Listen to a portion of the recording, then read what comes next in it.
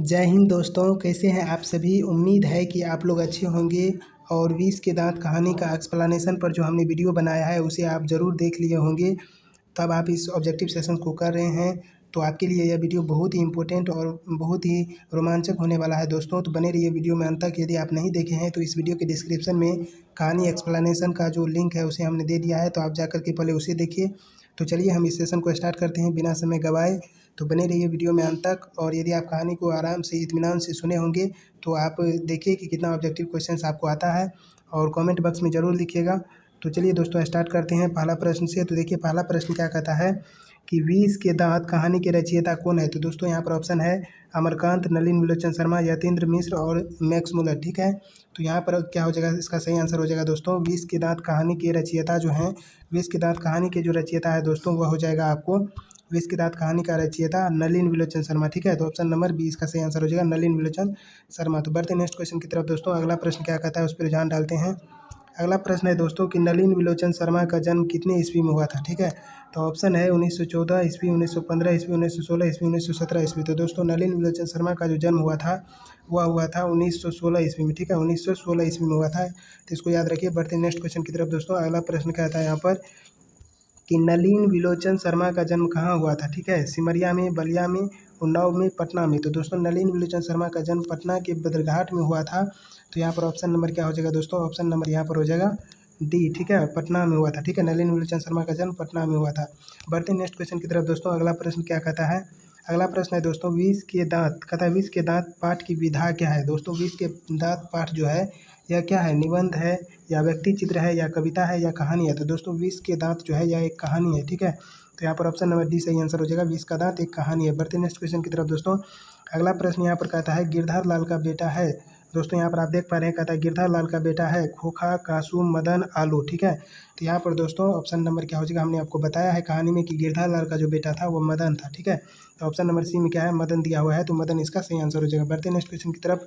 अगला प्रश्न दोस्तों क्या कहता है उस पर रुझान डालते हैं। अगला प्रश्न है दोस्तों कि खोखा किस कहानी का पात्र है। तो दोस्तों हमने आपको बताया है कि खोखा जो है, यहाँ पर देखिए ऑप्शन में दिया हुआ कहानी का नाम 20 के दांत, बहादुर, नाखून क्यों बढ़ते हैं, मछली। ठीक है, ये सारे के सारी कहानी दिए हुए हैं, तो खोखा हमने आपको बताया है 20 के दांत में। ठीक है, तो इसका सही आंसर हो जाएगा दोस्तों 20 के दांत। 20 के दांत कहानी का जो है पात्र है खोखा। ठीक है, तो अगला प्रश्न है दोस्तों 7 नंबर का क्वेश्चन।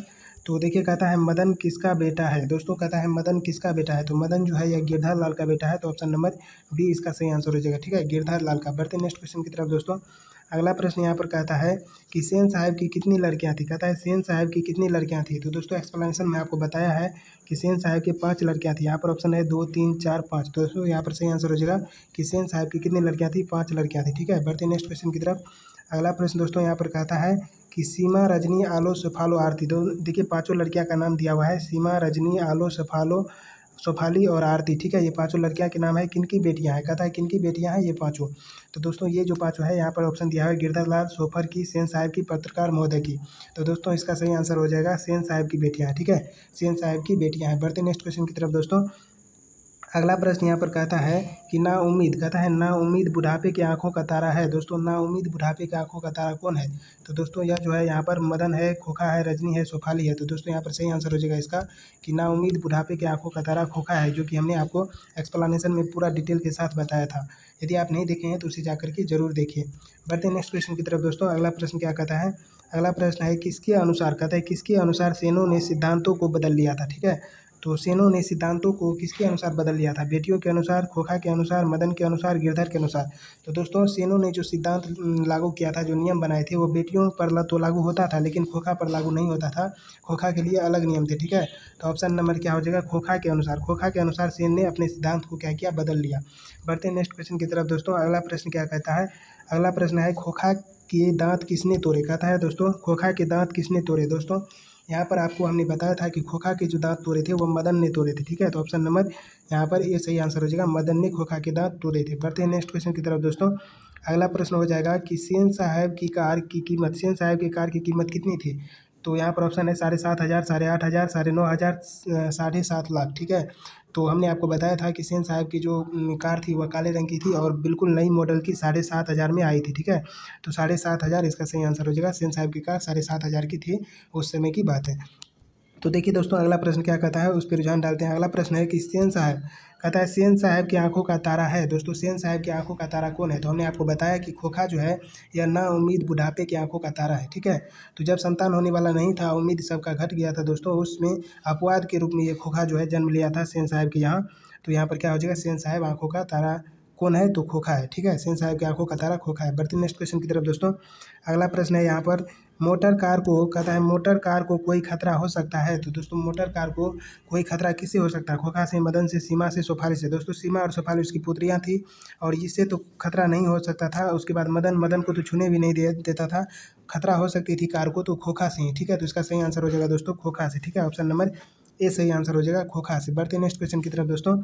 अगला प्रश्न यहाँ पर कहता है कि सेन साहब की, कहता है सेन साहब की नई मोटर कार किस रंग की थी? कहता है सेन साहब की नई मोटर कार किस रंग की थी? तो हमने आपको बताया था कि सफ़ेद रंग, काले रंग, नीले रंग और लाल रंग। तो दोस्तों सेन साहब की जो नई मोटर कार थी वह काली रंग की थी, ठीक है। तो यहाँ पर ऑप्शन नंबर बी सही आंसर हो जाएगा काली रंग की, ठीक है। बढ़ते नेक्स्ट क्वेश्चन की तरफ दोस्तों। अगला प्रश्न क्या हो जाएगा यहाँ पर, कहता है महल और झोपड़ी वालों की लड़ाई में अक्सर महल वाले ही जीतते हैं, इस गद्यांश के लेखक कौन है? दोस्तों ये जो गद्यांश लिया गया है या ये जो वाक्य लिया गया है दोस्तों, यह आपको लिया गया है विष के दांत नामक कहानी से, ठीक है। विष के दांत नामक कहानी से, और उनके रचनाकार हैं नलिन विलोचन शर्मा। तो यहाँ पर ऑप्शन नंबर सही हो जाएगा नलिन विलोचन शर्मा, ठीक है। तो बढ़ते नेक्स्ट क्वेश्चन की तरफ दोस्तों। अगला प्रश्न यहाँ पर कहता है कि विष के दांत, कहता है विष के दांत कहानी किस वर्ग के अनेक अंतर्विरोधियों को उजागर करती है? तो दोस्तों विष के दांत हमने आपको एक्सप्लेनेशन में बताया था कि विष के दांत जो है मध्यम वर्ग के अंतर्विरोधियों को उजागर करती है। उससे तो लड़ाई हुआ था उच्च वर्ग और निम्न वर्ग में, ठीक है। तो लेकिन यह जो है यहाँ पर हो जाएगा मध्यम वर्ग, ठीक है। मध्यम वर्ग यहाँ पर सही होगा, जो कि आपको परिचय में हमने आपको बताया था, ठीक है। मध्यम वर्ग के अंतर्विरोधियों को उजागर करती है। बढ़ते हैं नेक्स्ट क्वेश्चन की तरफ दोस्तों। अगला प्रश्न यहाँ पर हो जाएगा दोस्तों, कहता है सेन साहब अपने बेटे खोखा को क्या बनाना चाहते हैं? तो सेन साहब अपने बेटे खोखा को बनाना चाहते थे बिजनेसमैन या इंजीनियर, ठीक है। तो यहाँ पर ऑप्शन नंबर सी है, बिजनेसमैन या इंजीनियर बनाना चाहते हैं सेन साहब अपना बेटा को, ठीक है। और इसी के लिए उन्होंने अपने घर पे जो है बढ़ई को भी बुला लिए थे ठोक पीट करने के लिए, ठीक है। अपने बेटा को बिजनेसमैन या इंजीनियर बनाना चाहते थे। बढ़ते हैं नेक्स्ट क्वेश्चन की तरफ दोस्तों। अगला प्रश्न क्या कहता है उस पर ध्यान डालते हैं। अगला प्रश्न है कि सेन साहब की नई मोटर कार के पिछली बत्ती का लाल शीशा किसने चकनाचूर किया था? तो दोस्तों जब सेन साहब के यहाँ कुछ जो है मेहमान आए थे, तो थोड़ी देर के बाद क्या किया था, तो उन्होंने जो कासू था यानी कि खोखा था, या मोटर कार के पिछली बत्ती का जो लाल शीशा होता है उसे क्या किया था, चकनाचूर कर दिया था। तो यह किसने किया था? तो ये कासू ने किया था, ठीक है। कासू का ही दूसरा नाम खोखा है, तो ऑप्शन नंबर बी हो जाएगा, कासू ने किया था, ठीक है। तो इसका सही आंसर कासू हो जाएगा। बढ़ते नेक्स्ट क्वेश्चन की तरफ दोस्तों। यदि आप इस सेशन को कर लेते हैं तो बोर्ड एग्जाम में आपको एक भी क्वेश्चन नहीं छूटेंगे दोस्तों। तो इत्मीनान से इस सेशन को कीजिए, और उम्मीद है कि आप लोग का ज़्यादा से ज़्यादा ऑब्जेक्टिव क्वेश्चंस आप लोग को बन गया होगा, क्योंकि आप लोग एक्सप्लेनेशन देख चुके हैं, तो कोई प्रॉब्लम नहीं होगी। तो देखिए खोखा के पिता हैं दोस्तों, खोखा के पिता कौन है? तो हमने आपको बताया खोखा जो है सेन साहब का बेटा था, जो कि नाउम्मीद बुढ़ापे के आंखों का तारा था, ठीक है। तो यहाँ पर ऑप्शन हो जाएगा सेन साहब। बढ़ते हैं नेक्स्ट क्वेश्चन की तरफ दोस्तों। अगला प्रश्न है कि किसके लिए घर में अलग नियम थे, दूसरी तरह की शिक्षा थी? दोस्तों किसके लिए घर में अलग नियम थे और दूसरी तरह की शिक्षा थी? तो यह जो है यहाँ पर है खोखा के लिए, मदन के लिए, बेटियों के लिए, इनमें से कोई नहीं। तो दोस्तों दूसरी तरह की शिक्षा जो थी वह उनके बेटियों के लिए थी, ठीक है। सेन साहब की बेटियों के लिए दूसरी तरह की शिक्षा थी और उनके लिए अलग नियम थे। तो दोस्तों अलग नियम सिर्फ पूछेगा नियम, तो ये खोखा हो जाएगा इसमें आंसर। और दूसरी तरह की शिक्षा की बात करें तो यहाँ पर क्या हो जाएगा, बेटी हो जाएगा, ठीक है। तो यहाँ पर याद रखिए बेटियों आलो, सफालो, सीमा, रजनी, इसके लिए जो है आरती, इन सब के लिए क्या था कि अलग शिक्षा थी, ठीक है। बढ़ते नेक्स्ट क्वेश्चन की तरफ दोस्तों। अगला प्रश्न है यहाँ पर कि गिरधर, कहता है गिरधर लाल सेन साहब की फैक्ट्री में क्या था, ठीक है। गिरधर लाल सेन साहब की फैक्ट्री में क्या था? तो हमने आपको बताया था कि सेन साहब गिरधर की फैक्ट्री में किरानी का काम करता था, यानी कि कोई चीज़ का लिखना और उसका जो है सो प्रूफ रखना, यानी कि डायरी मेंटेनेंस करना, यह काम किरानी का होता है दोस्तों। तो किरानी का काम करता था। बढ़ते हैं नेक्स्ट क्वेश्चन की तरफ दोस्तों। अगला प्रश्न कहता है यहाँ पर कि हिंदी कविता में, कहता है हिंदी कविता में प्रपवाद के प्रवर्तक कौन है, ठीक है। तो हिंदी कविता में प्रगवाद के प्रवर्तक कौन है दोस्तों? तो यह थे नलिन विलोचन शर्मा, ठीक है। नलिन विलोचन शर्मा, इसका सही आंसर हो जाएगा नलिन विलोचन शर्मा। यह हिंदी कविता में प्रगवाद के प्रवर्तक थे, ठीक है। बढ़ते नेक्स्ट क्वेश्चन की तरफ दोस्तों। अगला प्रश्न यहाँ पर कहता है कि किनकी लड़कियां तहजीब की जीती जागती मूरत थी। ठीक है, तो किनकी लड़कियां थी जो तहजीब की जीती जागती मूरत थी, यानी कि वह अगर कोई उनसे हंसना सीखे या उससे कोई तहजीब सीखे तो सेन साहब की बेटियां से सीखे। तो उन्होंने सेन साहब ने क्या किया था, अपनी बेटियां को, हमने आपको सब कुछ बताया है कहानी में, आप उसे ज़रूर देखिए, बहुत मज़ा आएगा इस कहानी में आपको। तो देखिए सेन साहब की बेटियां, ठीक है, यहाँ पर क्या हो जाएगा ऑप्शन नंबर सी, सेन साहब की बेटियां जो या लड़कियां जो थी वह तहजीब और तमीज़ की जीती जागती मूरत थी। चलते हैं नेक्स्ट क्वेश्चन की तरफ दोस्तों। अगला प्रश्न पर ध्यान डालते हैं। अगला प्रश्न है कि सीमा, रजनी, आलो, सुफालो, आरती पांचों किनकी बहनें थी। तो दोस्तों सीमा, रजनी, आलो, सुफालो, आरती यह जो थी, यह यहाँ पर ऑप्शन है मदन की, खोखा की, लेखक की, सेन साहब की। तो दोस्तों यह जो थी खोखा की बहनें थी। ठीक है, खोखा की बहनें थी।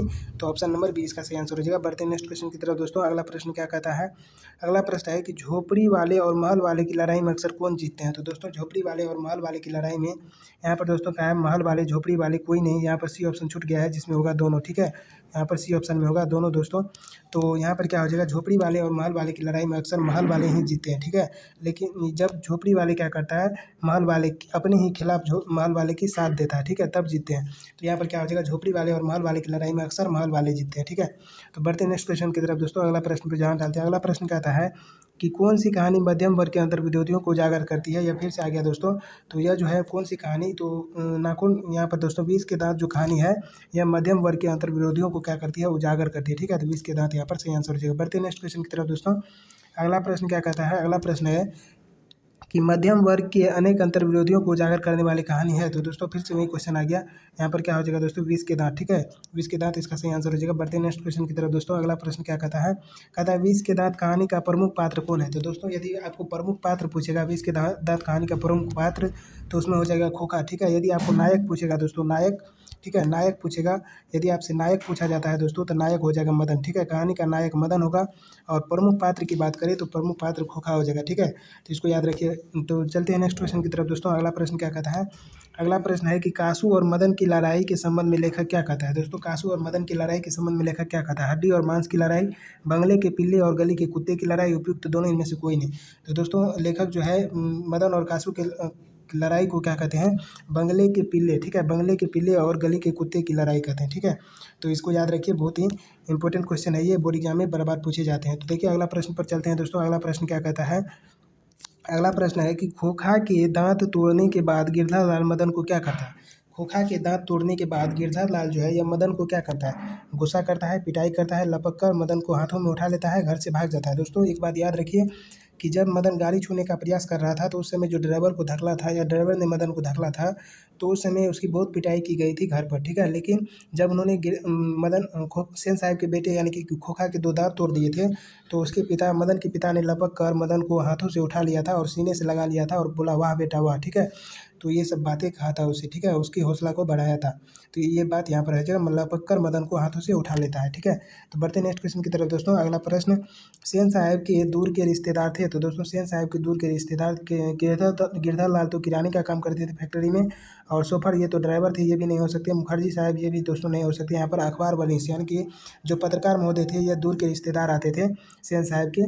ठीक है, दूर के रिश्तेदार भी माने जाते थे सेन साहब के। ठीक है, तो अखबार वनीस होगा या आप बोल सकते हैं पत्रकार महोदय। ठीक है, तो बढ़ते हैं नेक्स्ट क्वेश्चन की तरफ दोस्तों। अगला प्रश्न क्या कहता है उस पर रुझान डालते हैं। अगला प्रश्न है कि नलिन विलोचन शर्मा की स्कूल की पढ़ाई कहाँ से हुई थी। दोस्तों नलिन विलोचन शर्मा की का जो जन्म हुआ था वह पटना के बदरघाट में हुआ था, और इसकी जो पढ़ाई लिखाई हुई थी पटना कॉलेजिएट स्कूल में ही हुई थी। तो यहाँ पर क्या हो जाएगा, पटना कॉलेजिएट स्कूल। ठीक है, ऑप्शन नंबर ए इसका सही आंसर हो जाएगा, पटना कॉलेजिएट स्कूल। बढ़ते हैं नेक्स्ट क्वेश्चन की तरफ।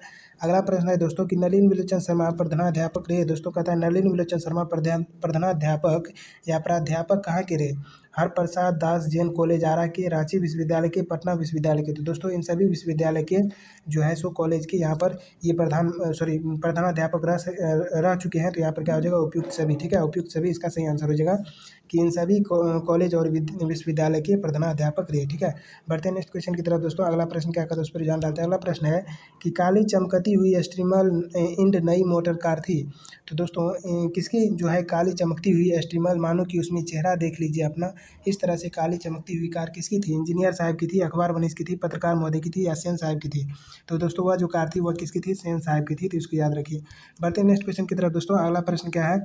अगला प्रश्न है दोस्तों कि यहाँ पर कि मदन ने, कहता है मदन खोखा के कितने दांत तोड़े? दोस्तों यह प्रश्न बहुत ही आसान है, यानी कि सरल है। कहता है 1 2 3 4, ठीक है। मदन ने खोखा को कितने दांत तोड़े? यदि आप एक्सप्लेनेशन देखे हैं वाला वीडियो देखे हैं तो आपको जरूर ये प्रश्न आता होगा।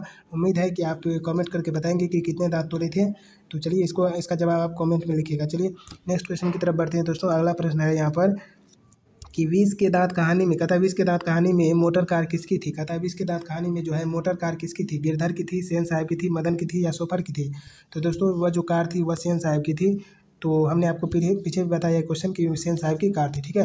तो बढ़ते हैं नेक्स्ट क्वेश्चन की तरफ दोस्तों। अगला प्रश्न पे चलते हैं जो कि इस वीडियो का लास्ट क्वेश्चन है दोस्तों। तो कहता है कि मदन के लिए क्या खाना मामूली बात था? दोस्तों मदन जो है यह गिरधर लाल का बेटा था और मदन जो है गरीब परिवार से बिलोंग करता था दोस्तों। तो मदन के लिए यानी कि मार खाना जो है यहाँ पर कहता है दुत्कार, प्यार, मार, फटकार, ठीक है। तो गरीब बच्चे के लिए यानी कि मार खाना जो है ना यह एक आम बात हो जाता है। कहने का मतलब सब गरीब के लिए नहीं, यानी कि जो आप देखते होंगे कि जो बहुत ज़्यादा बदमाश करता है तो उसे बहुत पीटा जाता था, तो उसके लिए आम बात हो जाता है, ठीक है। तो मदन के लिए मार खाना जो है यह आम बात हो गया था, ठीक है। तो यहाँ पर क्या हो जाएगा? मार खाना जो है मदन के लिए आम बात हो गया था, ठीक है। तो दोस्तों विष के दांत कहानी से जितने भी एमबीबीएस ऑब्जेक्टिव क्वेश्चंस या के ऑल ऑब्जेक्टिव क्वेश्चंस जितने भी थे हमने आपको सारे के सारे ऑब्जेक्टिव क्वेश्चंस करा दिए दोस्तों। तो उम्मीद है कि आपको यह वीडियो बहुत ही पसंद आया होगा। तो कमेंट बॉक्स में ज़रूर लिखिए कि आपको ये वीडियो कैसा लगा दोस्तों। यदि आप इसका पीडीएफ लेना चाहते हैं तो आप हमारे टेलीग्राम का लिंक जो है डिस्क्रिप्शन में दिया हुआ है, तो आप वहाँ से ज्वाइन हो सकते हैं दोस्तों। और वहाँ पर सारे पीडीएफ नोट्स जो हैं आप फ्री में पा सकते हैं। तो आप हमारे चैनल पर नए हैं तो प्लीज़ चैनल को सब्सक्राइब जरूर करें और अपने दोस्तों के साथ शेयर करें। मिलेंगे नेक्स्ट वीडियो में, और अगले वीडियो में हम आपके लिए विष के दांत के जो है सब्जेक्टिव क्वेश्चंस को लेकर के आएंगे, तो उसे आप ज़रूर देखिएगा। तो मिलेंगे नेक्स्ट वीडियो में, तब तक के लिए thank you so much for watching this video. जय हिंद, जय भारत।